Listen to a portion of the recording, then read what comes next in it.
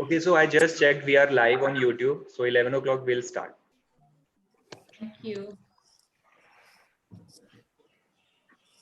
Prasann, will you do when it's exactly 11, will you make some signal? I will stop this presentation and your video is on, then you start. Okay. Okay, so I just checked. We are live on YouTube. So 11 o'clock we'll start. Thanks. Thank you. Prasann, will you do when it's exactly 11, will you make some signal? Pramod will stop sharing this slide. I will stop this presentation and your video is on, then you start. Okay. Okay, so I just checked. We are live on YouTube. So 11 o'clock we'll start. Thanks. Thank you.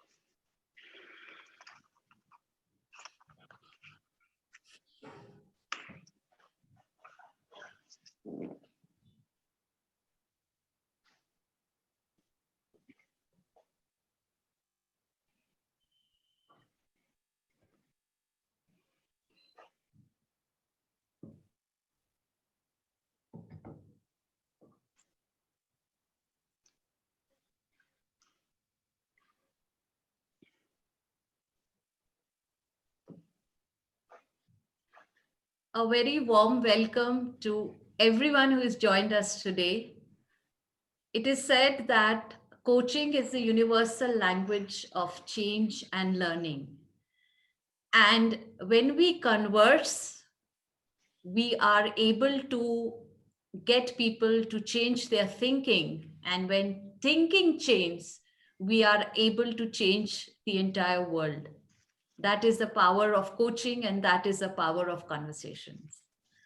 So CoachMantra is very, very pleased and delighted to announce a series of coaching conversations with reputed leaders of industry and their HR heads to understand how they perceive coaching and its application in their context and good learning for the rest of us. So at the end of our conversation today, we are interacting with two very, very senior leaders of Forbes Marshall. Forbes Marshall is a company which has won all kinds of awards, whether it is in excellence in HR to excellence in design. I think they've got it all, and we're very, very pleased they're with us today.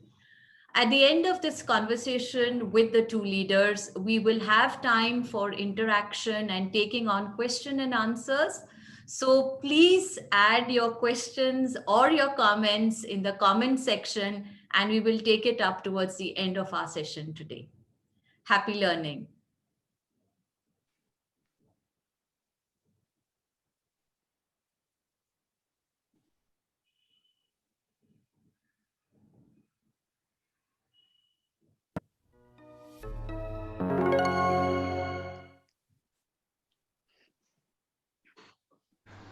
Mr. Farhad Forbes is co-chairman of Forbes Marshall, one of India's leading companies in the field of steam engineering, energy conservation, utility management, and industrial process automation and control.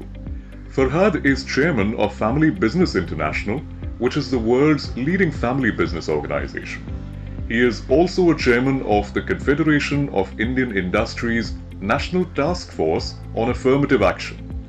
He is also a former member of the Advisory Council at the Graduate School of Business, Stanford University, and former member of the advisory board of the MSX program at Stanford Graduate School of Business, Farhad is a recipient of the Sloan Distinguished Alumni Service Award.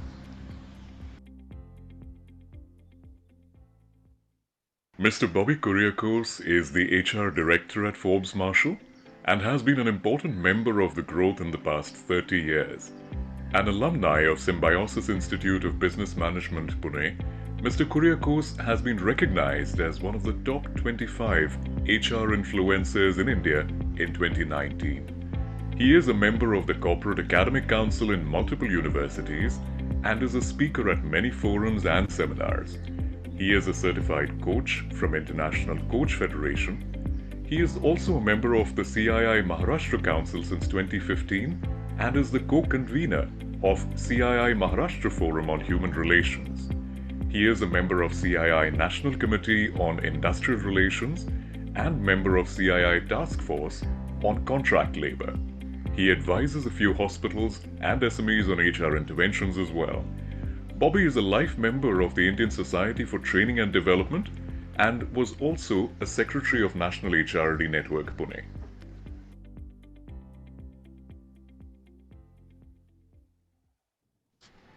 Ms. Anu Vaklu is the co-founder and chairperson of Pragati Leadership. She is also involved in launching CoachMantra, which is an exclusive brand focused on offering coaching solutions to organizations. She also belongs to the Master Certified Coach Group of the International Coach Federation and is acknowledged as a stellar executive coach for senior leaders in the industry. She is the national president of Seroptimist International, an organization dedicated to the growth and empowerment of women worldwide, and is a strong believer in the power of women at the workplace. Anu has written 2 books as well as is the author of various papers. She is also the holder of many national awards.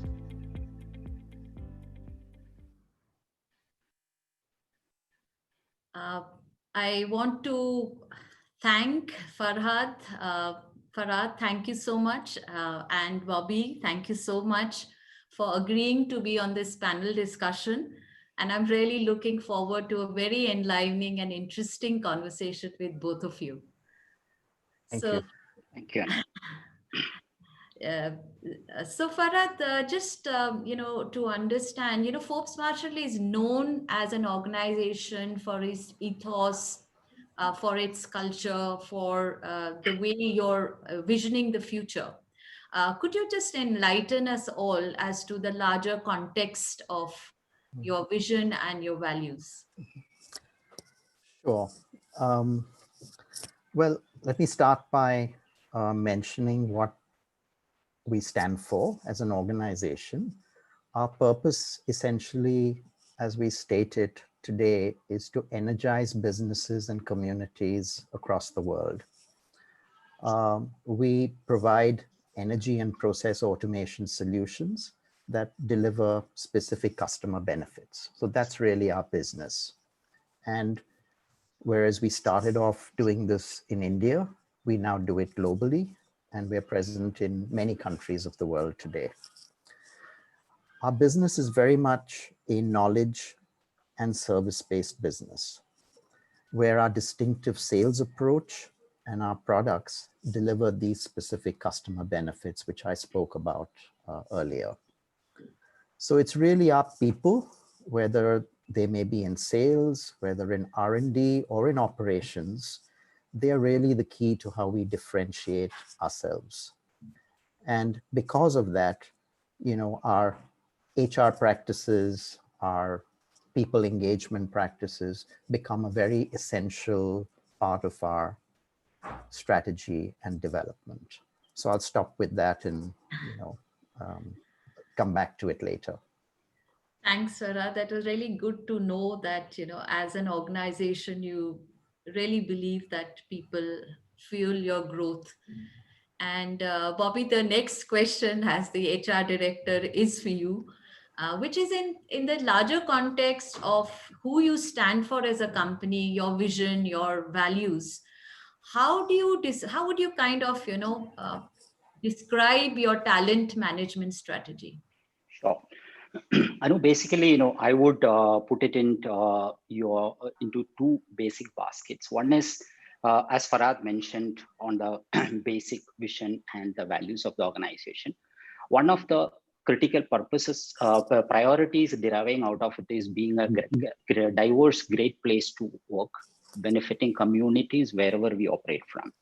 And our entire HR philosophy is based on 4 core pillars, which are: any organization is as good as its people. People would like to be involved in what they do, which leads to engagement. For a world-class organization, you need people with world-class thoughts. And the most crucial one, an individual's dignity is as important and focused as the organization's dignity. So these are the 4 core philosophies on which we operate. And our entire talent management strategy, evolving the entire life cycle, the entire processes, as well as the entire line of alignment, is based on few things. One is, we strongly believe in developing talent from within the organization as far as possible. And we strongly believe that in our organization, line managers are basically the people managers, and HR plays more of a facilitating role.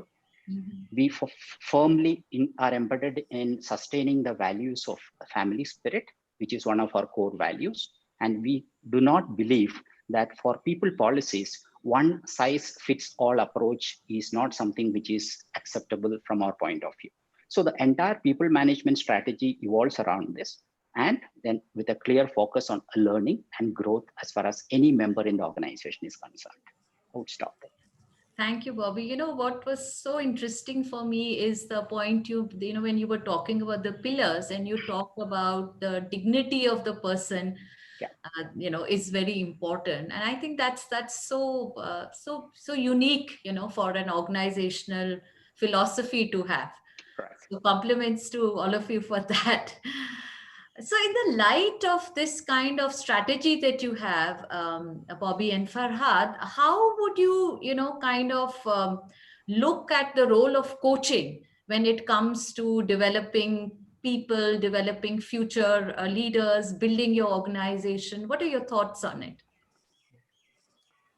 Farhad, you want me to take it, or let me start with it, and then you can add to it. Sure. So firstly, as leaders, and in the senior management team of our organization, it's our job essentially that besides articulating a vision and setting overall organizational direction, we really need to provide an environment for people to do their jobs well. They know best how to do their jobs. And I think as leaders, what we need to really do is to facilitate and remove obstacles so that they can get on with their jobs and do those jobs well. I think they know how to do those jobs better than we do. And if we can provide the environment to allow that to happen, providing overall direction, overall guidance, helping them along as we go. And also when we say helping them along as we go, it goes beyond what happens just in the workplace. They're very much a part of the overall Forbes Marshall family, and it needs to stretch beyond what happens during the working day.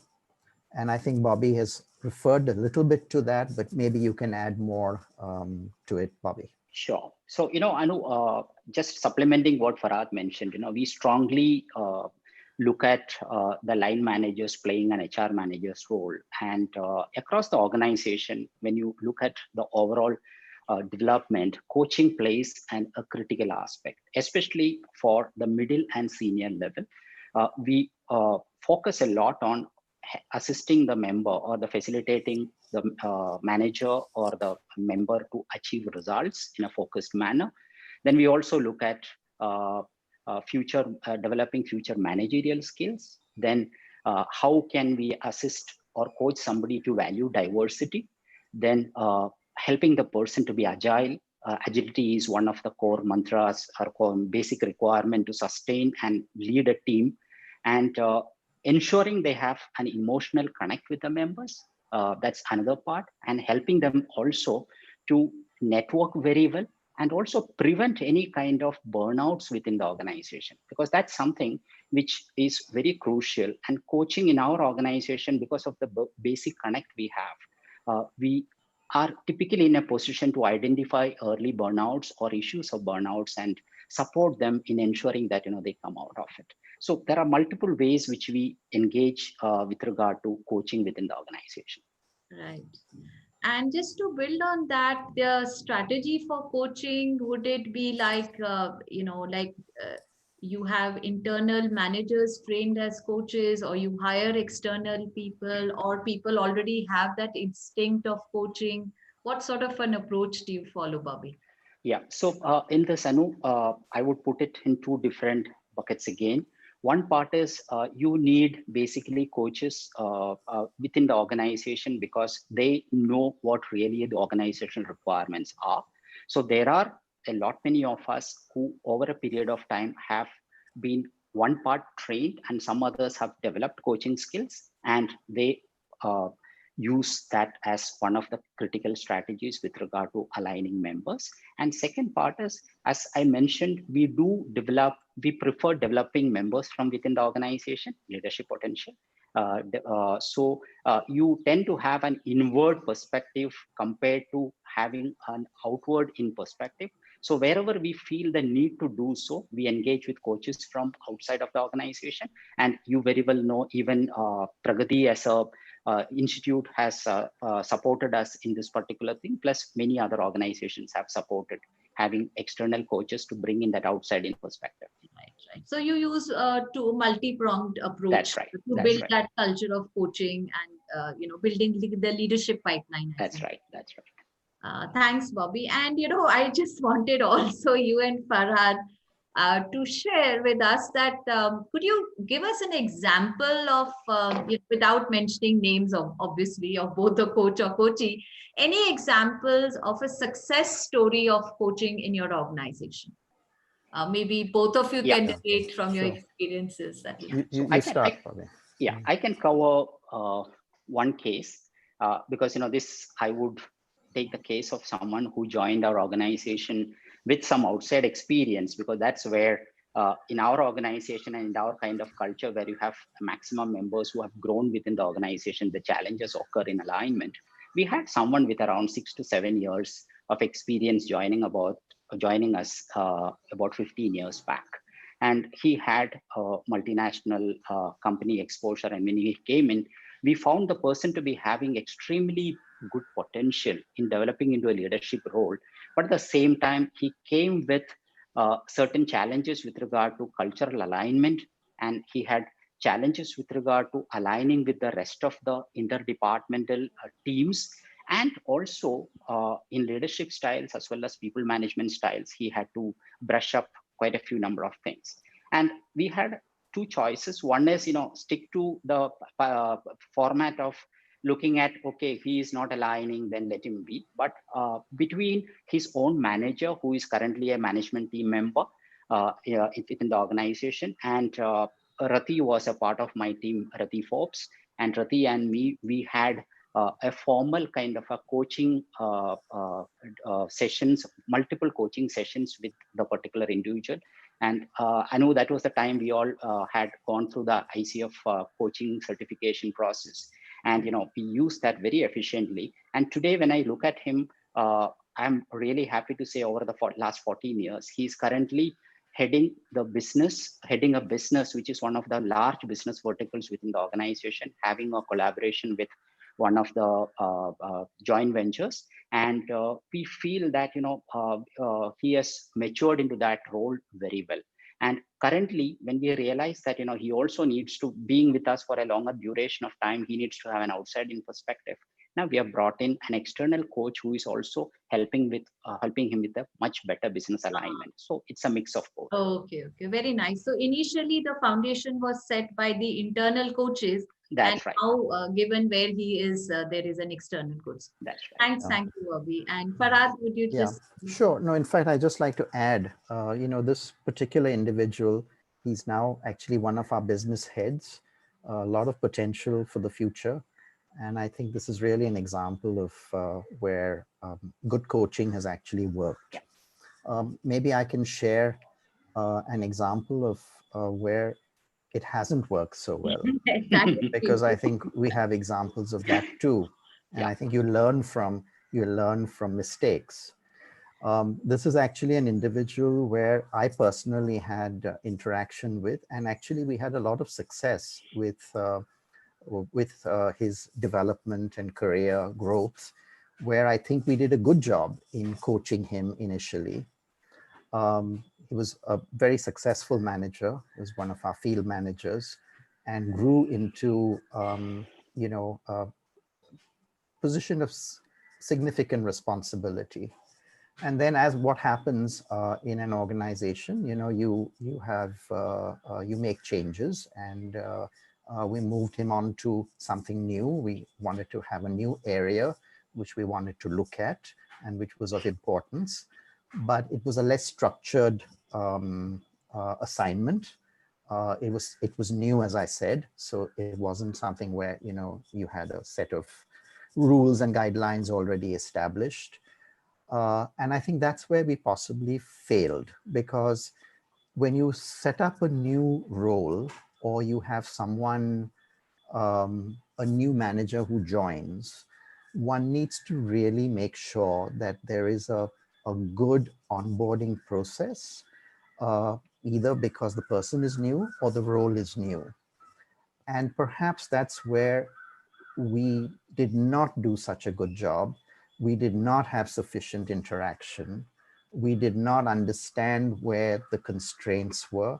We did not understand where, the alignment with the rest of the organization, where people were already, functioning in their normal day-to-day aspects of things and their management of things, where this new function needed to fit in.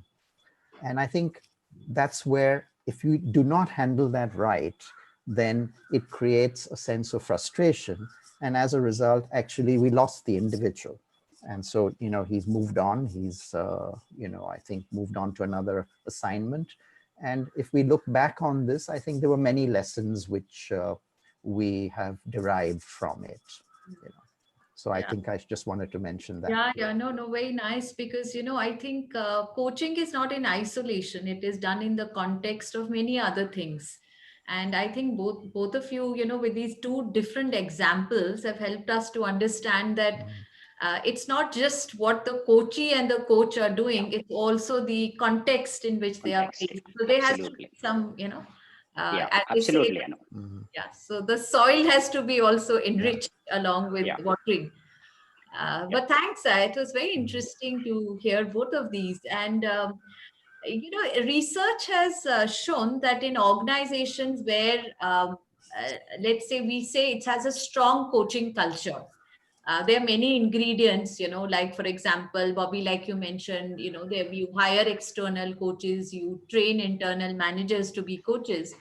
But one of the key components also is that managers and leaders who manage large teams uh, spend more than what is called, quote unquote, ordinary time on coaching. So I was wondering whether I could ask you both as to, especially Farhad, that, how do you see the role of your leaders and managers in actually providing this quote unquote extra time on coaching? How is it working for you in Forbes? I think it depends a lot on the role and the person. So, as I said, if it's something which is relatively routine, if it's a person which is not really new to the organization, is familiar with the culture of the organization, familiar with the processes and systems, the role is also reasonably clear. It's an existing role which the person has moved into. It's possibly easier to handle that with, say, routine interaction. say once a month or so, where you check in with the person, provide some guidance, provide some direction, help the individual arrive at conclusions, which they themselves have thought through. So it's more just providing a facilitating role.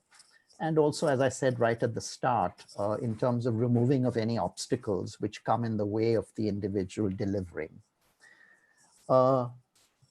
So I think once a month or so, it's essential to have that kind of an interaction. On the other hand, if the person is new, the role is possibly also new, or one or the other.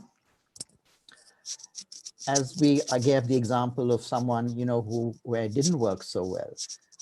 I think the interaction needs to be much more frequent. And I would go so far to say almost once a week, you need to have some interaction, some connect with the individual.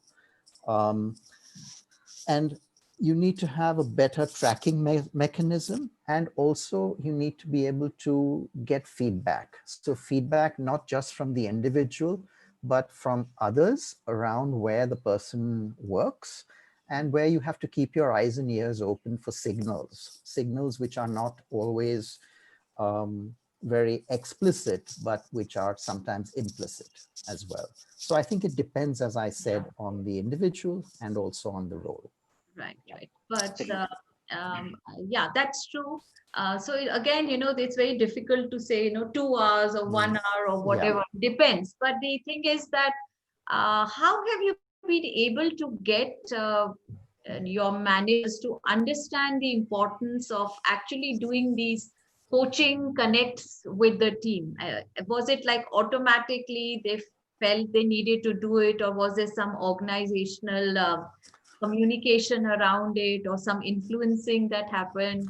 Just wondering. No, I think it, I think you would always say that you should spend more time than you have, than what you really allocate for it. So there are some who spend the time, and they're the ones who are good coaches, and their people develop into good contributing members as well. Absolutely. And there are others who don't give it adequate importance, and you then don't see the success to the same extent too.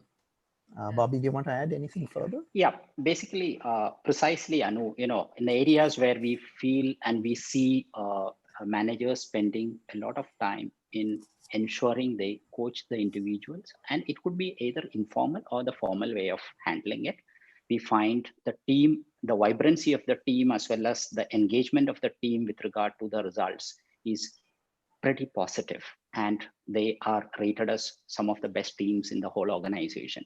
There are areas where managers, maybe due to different priorities or their own style of leadership, they may not spend too much time. And few of the areas where when we keep also monitoring the engagements levels by way of net promoter score surveys within the organization, which happens every quarter. And wherever we find any deviations with regard to this requirement of engagement, then we intervene. But then, it's more like a facilitation process, what HR undertakes with the help of the senior management team member who is responsible for that area and the managers. So we do certain engagements, but it is not like a formal notification to the whole world telling that you need to coach people, etc. But these do come up in the conversations when we have the connects with all the managers. Yeah, it's a part of our regular conversations. So I think the what I'm picking up is that the very fact that you are conversing and you're interacting gives the subtle message, and people automatically also understand the importance of coaching. Yeah. Thank you. And just on a lighter note, Bobby and Farhad, I'm sure, given what you told me, is you've both been either coaches or coaches in your organization. Could you just share, some moment that was aha for you when you were coaching or when you were being coached, some personal experience around it? So maybe Bobby, you want to go first, or however you like. Sure, I can do so. I think every one of us has been a coachee at some point, right? I mean, you can't you are a coachee at some point. Yes, many examples now. As you're in the organization longer, you are a coach as well. But I'll just talk about being a coachee. And I'll start first by saying I've learned a great deal from our father. How, in the early days when I first joined the organization and started working in the organization, it was always, quite a revelation to both my brother Naushad and me in terms of how much time he had. Despite being extremely busy, he seemed to always have time to talk to people. And he made time for that, and he would hear them out. And it was actually a lot of learning which we derived from that. And it was people at all levels of the organization that he would interact with throughout the day. And then as, I progressed through and had more years in the organization, I learned a lot subsequently from Arun at Pragati. We used to have many sessions with you and with Arun for our management team in terms of whether it was feedback sessions, whether it was just getting the team to be more cohesive and work together. And so I'd like to mention a few things I learned and which were very, very important to me in my subsequent experiences when I would then interact with others. The first was to listen and to be able to listen effectively. The second was to form, but also to be in a position to change opinions. We all think we know what needs to be done in a particular situation. And I think it's very important to be equally open to take inputs and change those opinions when it's required. So that's something I learned as well in the interactions which we had with Arun. Third was also how to provide and to receive, equally important, to receive feedback. So we used to do this as part of our development exercises within the management team, and Bobby will recall this, where each of us would provide and receive feedback for everybody who was in that circle. And then finally, this was something more a personal thing for me, which I learned, and that was to be assertive, but yet to do so in a caring and empathetic manner. And I think that's something which is also a very essential part of, being a good leader, being a good coach, that sort of thing. So these were about 4 different things that at least I really picked up and learned. Yep. Thanks. Thank you. So, Bobby, you want to add something? Yeah, Anu, I typically get asked this particular question. You have been with this group, Forbes Marshall, for the last 30 years, and doesn't it impact your career, or doesn't it add value to your career, etc.? And I always give a response saying that I have been fortunate enough to deal with work with 3 generations now, because I've worked with senior Mr. Forbes for some time. Then I got to work with Farhad, his brother Naushad Forbes, and then Rati Forbes. Rati, I was reporting into her over a period of about 18 to 20 years. And we worked together and created a lot of things within FM, HR initiatives within FM. And now I'm going to get to work with Ria and Darais, Farhad's children, who have just come into the business. Starting with Mr. Forbes, there was a huge learning when I initially interacted with him, because I was a kid in front of him, and a lot of things got learned over there. And when you started implementing some of those core values or those core beliefs remained in me as an individual. And then I got the opportunity to start interacting with Farhad and Naushad. And I'm happy that I'm in this session, which I mentioned to Farhad also, because he has been one of my best coaches. And if many in the organization always would recollect how impulsive I used to be when I joined the organization and when I was young. And I still remember a kind of a fight I had with one of the managers on an email when the email started. And at that particular point of time, I remember Farhad calling me and telling me, before, do one thing, Bobby, try this out for a month or so, that, whenever any email comes to you, okay, if you feel like reacting, just type what you want to, save it in the draft folder, let it pass for a day, nothing will happen. And then next day morning, read it again and see whether you want to send the same response or not. When I started practicing that, that was a huge learning. I felt that was like an aha moment, because it changed my entire way I have been reacting to people over a period of time. And similarly, Anu, you may not remember, but many a times you have told me when we used to interact very closely over a period of so many years, I've mentioned to you that, how I feel upset about something. And you always used to tell me that, don't look at the person, but look at the behavior, and what is causing that behavior, and tackle that particular issue. And that was another kind of a big revelation where it changed my entire approach. And even from within FM, there has been a lot of learning, which I would say that, which has helped basically me to also understand that any human being can change. Any human being can change, provided, as you rightly said, the environment is provided and the right kind of inputs with patience is being given, then we will be able to change anyone, whether it is in our family or in the society or within the organization. Those kind of beliefs have come in by being a coachee at many point of time. And I have many within my team and within the organization whom I have spent a lot of time.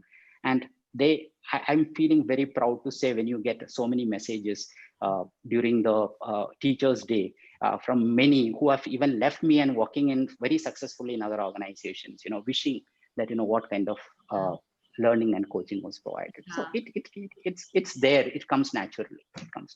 Yeah, I think this is very unique in your organization, that all the things that you're saying comes naturally, doesn't always come naturally to other people, but in your company it does. And I have been privy to many people who've left your company for various reasons, but the goodwill and the remembrance of the mentoring, coaching, support that has come to them, I think they still have it in their heart. I think that's what you're talking about. But Bobby and Farhad, thank you for sharing your personal moments. And I'm sure if we speak to your coaches, they will have much more to say also. Thanks for that. And considering that the last 3 to 4 months for all of us have been extraordinary, to say the least, in terms of the way our work practices, everything has changed.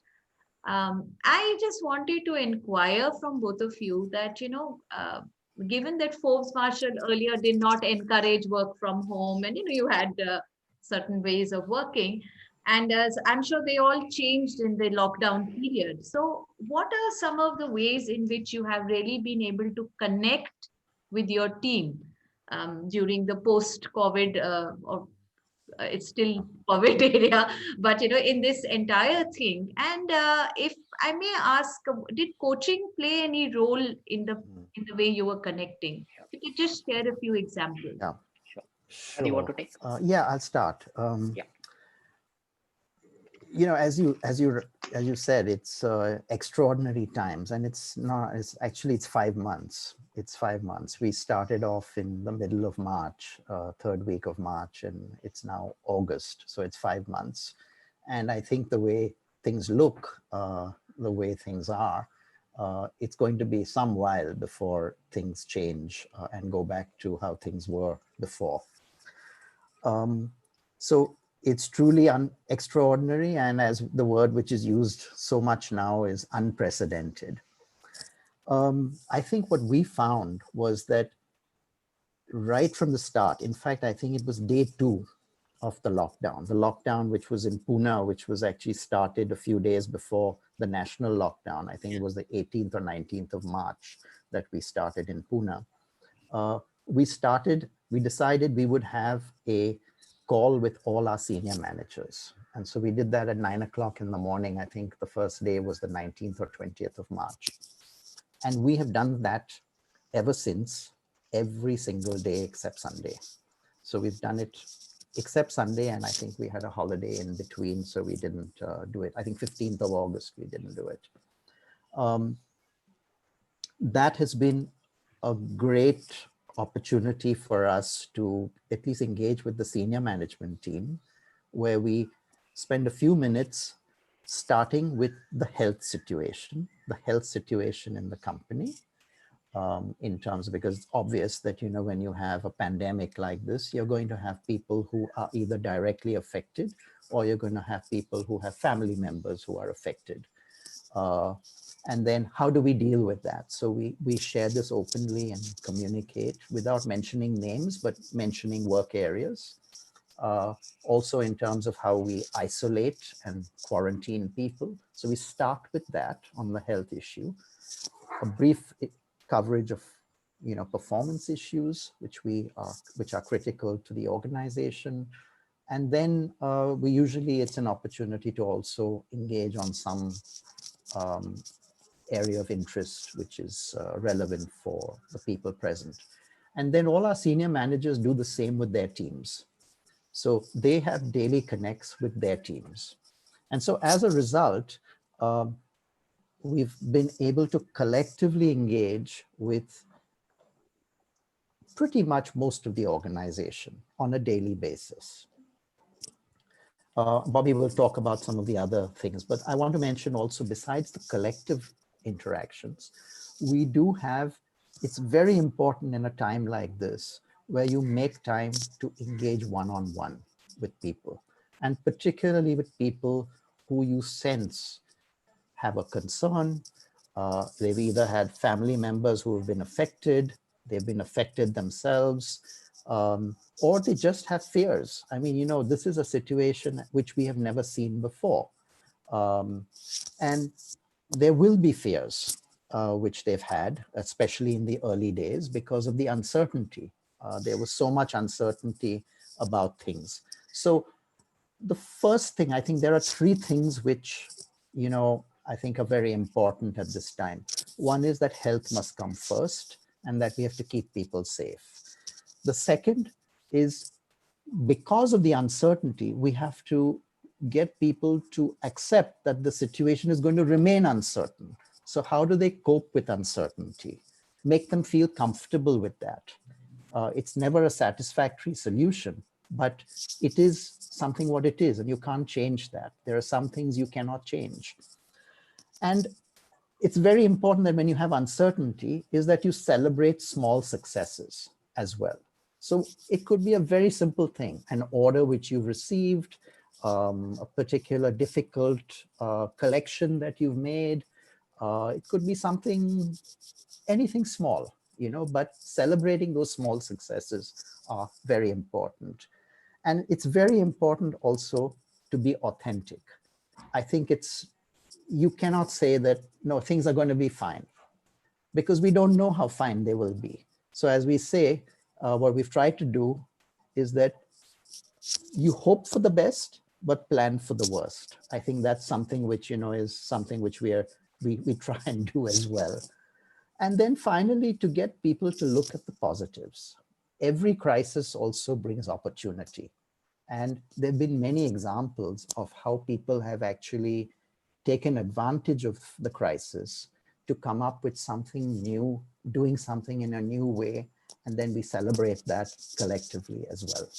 Bobby, you can add if you wish, you know? Yeah, basically, I think Farhad, you have covered most of it, but we have been using a lot of tools from the point of view of people connect on a regular basis. One is the open town halls, which are there every month with the entire organization, where Farhad and Naushad directly takes questions along with the other senior management team members and clarifies concerns or questions, and also brief everyone on the new developments which are happening. Then we have been able to, we are fortunate enough that we have our own company hospital.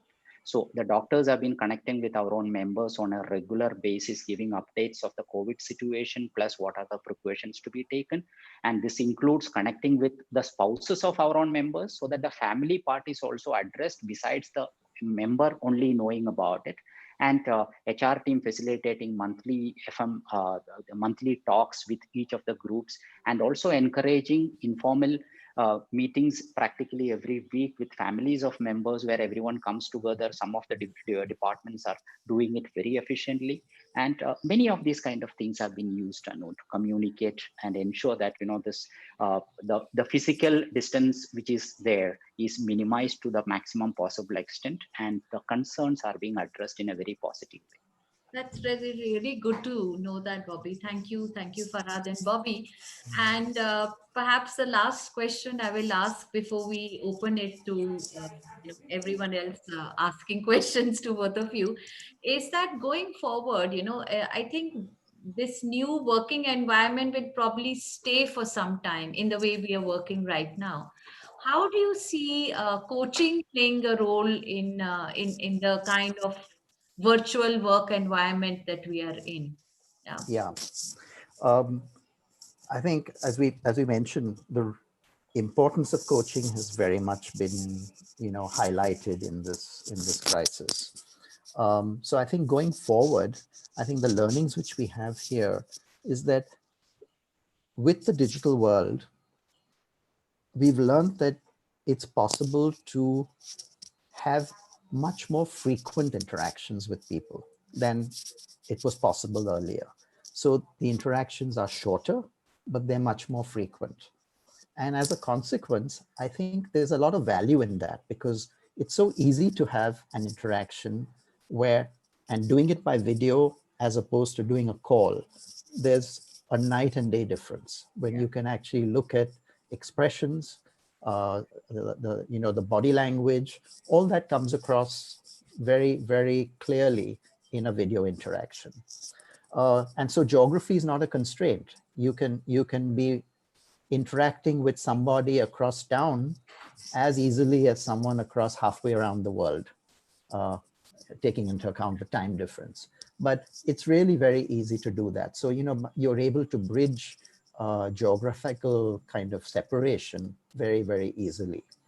One of the things that I've learned from an article which I read, it's from a professor at Stanford University, the professor of psychology, and this new word of social distancing. And he says, well, listen, social distancing is fine, but actually what you really need to do and what you can do now is distance socialization. So it's very true, because I think the technology allows us to do that. So I think we've been able to use the technology very effectively to engage with people quite often. Meetings happen on time, and you can move from one to the other at the click of a button on the mouse, so I mean, you can never do that physically. So these are all very positive things which have come out from this. Yeah. But there's one challenge, I think, here, and this works very well for people people you already have a good relationship with, a good connection with. And as I mentioned earlier, when we were first getting started, is that we've got to figure out how to do this equally effective with people we don't know. And how do you engage? How do you establish that connection, that level of interaction for people you don't know? And that's perhaps something for organizations like Pragati to come up with good practices. Certainly. And I think there are existing practices. It's just that, we have to relook at things the way it used to be and the way we need to work around it. So thank you, both of you. And I'm now going to hand over the controls to my colleague, Yamini. You can lead us through some questions and take it from there. Thank you so much, Anu. Thank you to all our viewers. I hope you're having a great time. With this, we move on to the most exciting session of today's webinar, which is the question and answer session. Firstly, I would like to thank all our viewers who are posting questions and comments. Thank you so much. And we'll try to make the best use of time and answer most of them. So the first question goes to Farhad.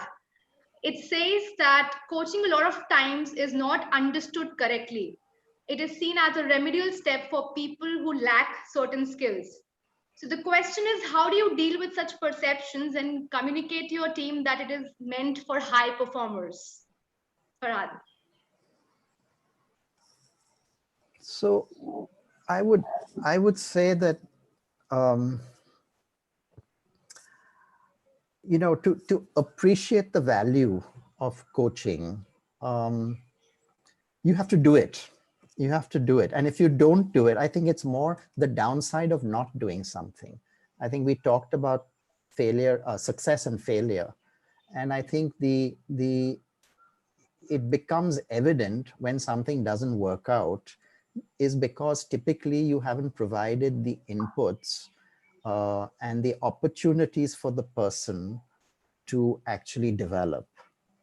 And I think it's really using examples of what has worked and what has not worked internally within the organization, which can actually exemplify the value of coaching. Okay, so that's just a short answer to that's that. Thank you so much, Farhad. So taking up the next question, this one is for you, Bobby. This actually is coming from a lot of people in different ways. The question is that there are some people in the organization who are very satisfied and content. They have it all. They're happy with whatever they have. They have a fixed mindset. So Bobby, do you think coaching works for such people? Yes, Yamini, just to answer this particular question, when someone feels totally satisfied with the way they are and with the work they do, and do not feel the basic need for going further, I would squarely put the blame on the leadership of that particular team, because at no point of time someone can reach a stage of I would say the self-actualization level where you are beyond 100% and you don't have any further kind of ambition in growth unless you are maybe 75 plus years of age. And this is a very clear indication that the manager concerned or the leader concerned is not really challenging the team member. So my approach to this and my suggestion to this will be the person who will need more coaching will be the manager of that particular area. Tackle that particular part first. And once he challenges the team, and if the team is showing certain limitations with regard to the potential to deliver results, then they will need coaching. You can't catch hold of somebody unless and until the manager concerned, we are clear that he's challenging the individual and he's unable to deliver due to lack of potential or lack of skills. Then you need to provide coaching to ensure that the final outcome is reached. But it cannot be that that you just put the blame just on the individual, that he is satisfied and why is he, then what is the need for coaching and how do you handle this? I think first tackle the leadership part and then get on to the individual. That would be my suggestion. Very well said, Bobby. Thank you.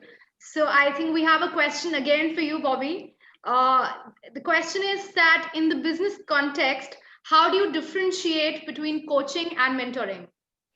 Yeah, basically, coach is someone who will assist you with regard to solving or tackling a problem, wherein you are the one who is taking the final decision with regard to that particular situation for which, or that issue for which you are undergoing coaching. Whereas in a mentorship process, mentorship is basically, it comes from a Greek word, mentori, where one of the kings basically asked the individual concerned, when he was going for a war, he left his son with one of the guys to take care of him. And the way the son was coached, by the time the king returned, he was pretty excited and happy about the way it was done. And then he started spreading it around. That's how the story goes. And here, basically, with not only you are helping someone from the point of view of achieving certain outcomes, but you are also providing the knowledge which is required, whether it is the technical skill in an organizational context or a behavioral skill in an organizational context, where that particular individual is guided and basically mentored to learn something new and also get into a problem solving situation. So from the point of view of one, you have skill sets as well as learning directly provided. And here you are focusing more on solutions to certain specific issues, and as far as coaching is concerned, in a focused manner with certain time specifications. And any of the models you see, they will say that the coaching should not go for a certain period, beyond a certain period, then it can gradually drift into either mentoring or training. All right. Thank you so much, Bobby, for answering this question. So in the interest of time, I'll take one last question for the day. This question is for Farhad.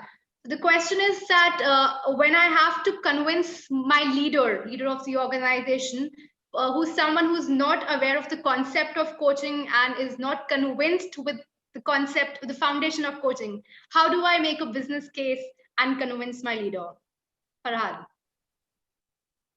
I think the way to do that is if there are examples of where the leader has actually, where who you are trying to convince, some examples of where his or her behavior or his or her inputs have provided some value to the individual. And if one can use that as an example and say, well, listen, this was actually something where I derived great benefit as a result of your interactions with me. And can we now structure this in a more formalized way for others so that others benefit in the same manner? And I think when someone sees that, because you go to the person with a live example, rather than talking hypothetically about situations, talk about a real situation. And if there are other examples which you can also convey, there's nothing like real examples which work, in terms of being able to convince someone. So I would actually do something like that rather than, give something which is theoretical or, a lot of, theory in such a situation. Sorry, That's okay. That's all right. So thank you, Farhad, for answering this question. I now pass it on to Anu. For all the viewers who still want to ask questions, keep posting and we'll try our best to answer them in the comments. Thank you. Over to you, Anu. Yeah, thank you, Kamini. I think the questions were quite interesting and I was wanting to plunge in also. Thank you so much. But Farhad and Bobby, it was such a pleasure listening to both of you. I do know something of Forbes Marshall, but getting the insider view about how you see coaching, how you see leadership, how you see people and their growth in the organization was really revealing for me. And we wish both of you and your organization all the best for the future. Thank you very much for joining us in this webinar today and taking your time out for it. Thank you, viewers, and we wish everyone a very, very nice and engaging day as you go ahead. Thank you. Thanks, Anu. Thank you very much, Anu. Yeah, and Team Pragati. Thank you for inviting us for this. Actually. Thank you. Thank you.